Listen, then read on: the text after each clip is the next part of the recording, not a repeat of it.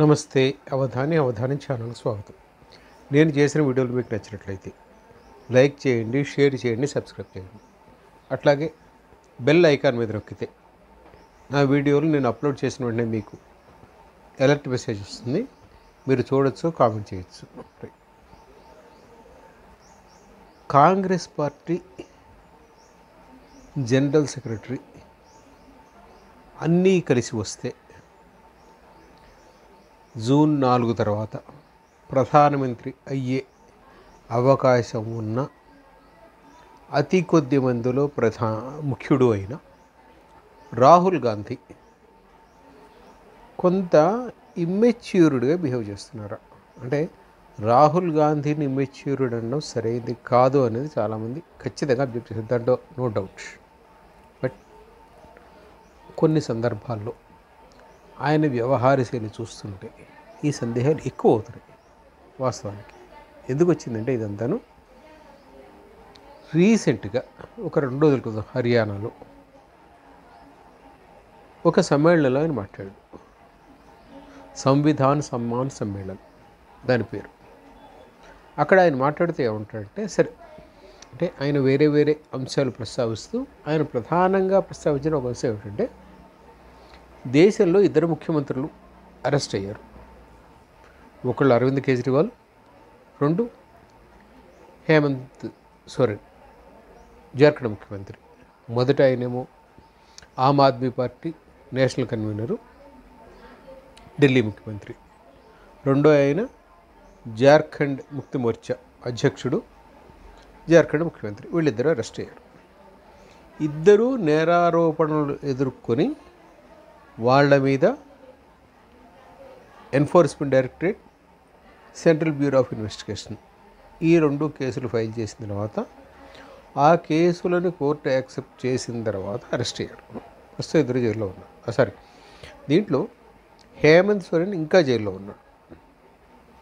Arvind Kejriwal election ప్రచారం కోసం 21 రోజుల బెయిల్ మీద బయటకు వచ్చాడు. ఆయన కూడా రేపు 1వ తారీఖున ఆయన బెయిల్ పీరియడ్ అయిపోతుంది. బెయిల్ పీరియడ్ అయిపోతే ఆయన వెళ్ళి సరెండర్ కావాలి. సరే ఆయన కోర్టులో సరెండర్ అవుతారా, వెళ్ళి జైల్లో సరెండర్ అవుతారా ఏమిటి అనేది మనకి ఇంకా తెలియదు. Let us wait and see what happens. మనకి విషయం తెలియదు. కానీ వీళ్ళిద్దరి అరెస్టుల వెనుక ఆరోపణలు, సీరియస్ ఆరోపణలు ఉన్నాయి మనీ లాండరింగ్కి సంబంధించి. That is one point. ఇంకొక ఇంపార్టెంట్ పాయింట్ ఏమిటంటే, అరవింద్ కేజ్రీవాల్కి బెయిలు కేవలం ఎన్నికల ప్రచారం కోసం దొరికింది అంతేకాని వేరే వ్యవహారం కాదు. ఎన్నికల ప్రచారం అయిపోయింది. అయిన తర్వాత అర్జెంట్ ఇది ఇంకా రిజల్ట్ కూడా రాకముందే ఆయన వెళ్ళి సరెండర్ కావాలి. ఎన్నికల వరకే ఆయనకి బెయిల్. రైట్. శిబు సోరెన్కి బెయిల్ రాలేదు. బెయిల్ రాకపోవడానికి ప్రధాన కారణం ఏమిటి అంటే, అతను బెయిల్ అప్లికేషన్లో కొన్ని ఫ్యాక్ట్స్ని దాచేడు అని సుప్రీంకోర్టు ముట్టిగేలేసింది. వాస్తవాలు దాచేరు కనుక ఆయన బెయిల్ అప్లికేషన్ అసలు పరిశీలనగా అర్హత కాదు అని ప్రకటిస్తే Shibu Soren bail application withdraw చేసుకున్నాడు. జరిగింది అది. కానీ రాహుల్ గాంధీ ఏం మాట్లాడాడు? 2 ముఖ్యమంత్రులు అరెస్ట్ అయ్యారు. అరెస్ట్ అయిన వాళ్ళలో అరవింద్ కేజ్రీవాల్కి బెయిల్ దొరికింది, ఆయన ప్రచారం చేస్తున్నాడు. హేమంత్ సోరెన్ నేను ప్రచారం చేసుకుంటాను అంటే అతనికి బెయిల్ ఇవ్వలేదు. అణగారిన వర్గాల వాళ్ళని ఈ ప్రభుత్వం ఎలా ట్రీట్ ఈ ప్రభుత్వంలో వాళ్ళకి ఎటువంటి ట్రీట్మెంట్ దొరుకుతుందో చూడండి అని వ్యాఖ్యానించాడు. Hemant Soren bail application withdraw చేసుకున్నాడు అనేది రహస్యమైన వ్యవహారం కాదు. అది పబ్లిక్గా వచ్చింది, బయటకు వచ్చింది, అందరికీ తెలిసిన వ్యవహారం.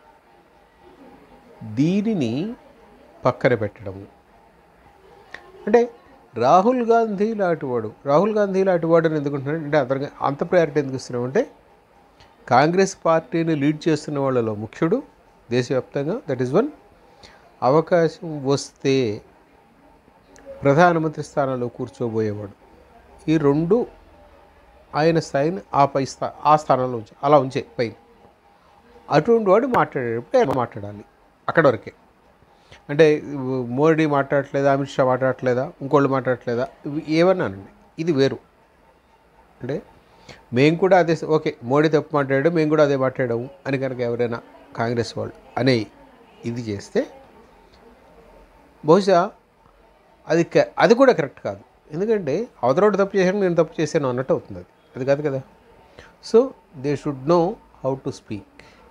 అంటే వాళ్ళకి మాట్లాడే చేత కాదని కాదు, కానీ వాళ్ళు మాట్లాడే ప్రతి మాట ప్రతి అక్షరాన్ని కోట్ల మంది గమనిస్తారు. దేశవ్యాప్తంగా ప్రపంచవ్యాప్తంగా చాలామంది గమనిస్తారు.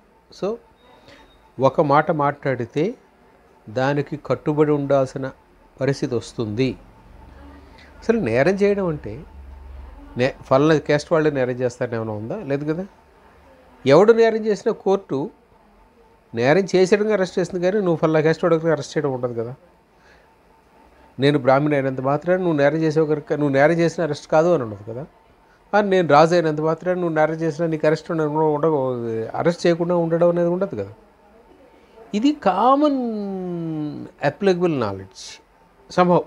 అంటే ఆయనకి ఫీడ్ ఇచ్చిన వాళ్ళు తప్పు ఇచ్చి ఉండొచ్చు, ఆర్ పొరపాటు నేను మాట్లాడచ్చు, కానీ ఆ స్థాయి వాళ్ళు పొరపాటు మాట్లాడడం మాత్రమే అభ్యంతరకరం. అవధానం.